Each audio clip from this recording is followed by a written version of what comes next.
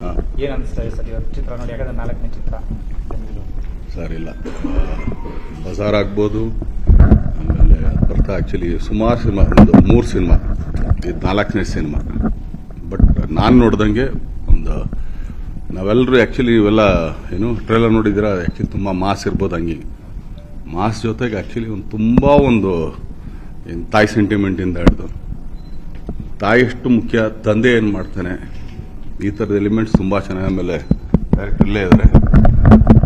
ನಾವು actually first half ನೋಡಿದಾಗ ಒಂದೆಲ್ಲೋ ಒಂದು ಏನೋ ನೋಡ್ತಾ ಇದೀವಲ್ಲ ಅಂತ ಅನಿಸ್ತು. ಬಟ್ ಅದು ಆ್ಯಕ್ಚುಲಿ ಅದು ಮುಗಿದ ಮೇಲೆ ಆ್ಯಕ್ಚುಲಿ ಹೇಳ್ಬಾರ್ದು, ಅದು ಮುಗಿದ ಮೇಲೆ ಇನ್ನೊಂದು ಥರ ಇದೆ. ಆಮೇಲೆ ಹೌದಲ್ಲ ಇದೇನೋ ಒಂದು ಇದು ಮಾಡ್ಕೊಂಡವಲ್ಲ ನಾವು ಅಂತ. ಸೊ ಆ ಥರದ್ದೊಂದು ಸಿನಿಮಾ. ಆಮೇಲೆ ನಂಗೆ ತುಂಬ ಇಷ್ಟ ಆಗಿದೆ ಏನಂದರೆ ಫೈಟ್ಗಳಲ್ಲಿ. ಆಮೇಲೆ ಮುದುರಾಕ್ಷ ನಾನು ಯಾವಾಗಲೂ ಹೇಳಿದೆ, ನಾನು ಅವತ್ತು ಏನು ಟ್ರೇಲರಿಂದ ಇದ್ರ ದಿನಾನು ಹೇಳಿದೆ, ತುಂಬ ಒಳ್ಳೆಯ ಸಾಂಗ್. ಆದಮೇಲೆ ಮೆಲೋಡಿಗಳು ತುಂಬ ಚೆನ್ನಾಗಿದೆ. But Dhanveer has grown up actually. 3 ಸಿನಿಮಾಗೆ 4ನೇ ಸಿನಿಮಾಗೆ ಆ್ಯಕ್ಚುಲಿ ಬೇರೆ ಥರ ಧನ್ವೀರ್ ನಾವು ಕಾಣಿಸ್ತೀವಿ.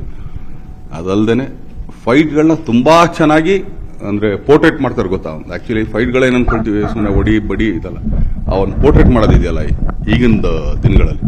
ಸೊ ತುಂಬ ಚೆನ್ನಾಗಿ ಮಾಡಿದ್ದಾರೆ.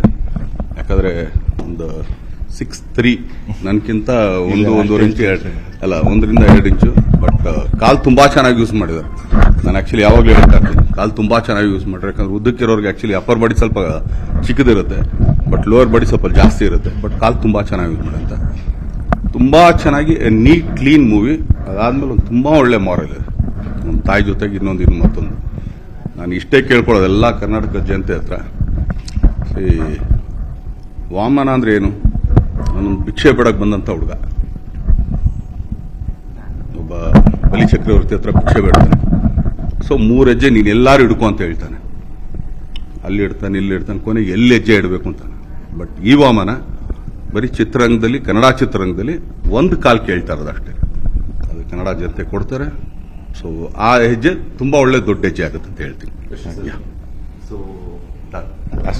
ಅಲ್ಲ, ನಿಮ್ಮ ಪಾತ್ರಕ್ಕೂ ಇವ್ರ ಪಾತ್ರಕ್ಕೆ ಏನಾದ್ರು ವ್ಯತ್ಯಾಸ ಇದೆಯಾ? ಸೊ ರೀಸೆಂಟ್ ಆಗಿ ರಾಯ ಸಿನಿಮಾ ನೋಡಿದ್ರಿ, ಈಗ 2ನೇ ತಮ್ಮ ಧನ್ವೀರ್ ಅವ್ರು ಆಕ್ಟ್ ಮಾಡಿದ್ರು ವಾಮನ ಸಿನಿಮಾ ನೋಡಿದ್ರಿ. ಇಬ್ಬರ ಕಾಂಬಿನೇಷನ್ ಸಿನಿಮಾ ಯಾವಾಗ ಬರ್ಬೋದು? ಒಂದು ಒಳ್ಳೆ ಡೈರೆಕ್ಟರ್.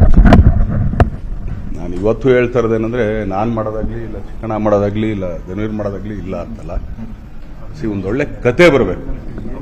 ಸುಮ್ಮನೆ ಧನ್ವೀರ್ ನಂಗೆ ಗೊತ್ತು, ಧನ್ವೀರ್ ಹಿಂಗೆ ಮಾಡೋದು, ನಾವು ಆಕ್ಚುಲಿ ಒಂದು ಪದನೂ ಕೇಳಲ್ಲ, ಕಥೆನೂ ಕೇಳಲ್ಲ. ಧನ್ವೀರು ಮಾಡ್ತಾರೆ, ಆಕ್ಚುಲಿ ಏನೋ ನಮ್ಮ ಚಿಕ್ಕಣ್ಣನೂ ಮಾಡ್ತಾರೆ.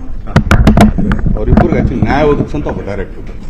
ಆ ಥರ ಬಂದ್ರೆ ಖಂಡಿತ ಮಾಡ್ತೀವಿ. ಇನ್ನು ನಾವು ಮಾಡಲ್ಲ ಅಂತ ಏನು ಹೇಳ್ತಿರಲ್ಲ. ಅವತ್ತು ಹೇಳ್ತಾ ಇರೋದು, ಇವತ್ತು ಹೇಳ್ತಾ ಇರೋದು ಒಂದೇ, ನಾವು ಮಾಡೋದು ಕನ್ನಡ ಸಿನಿಮಾ.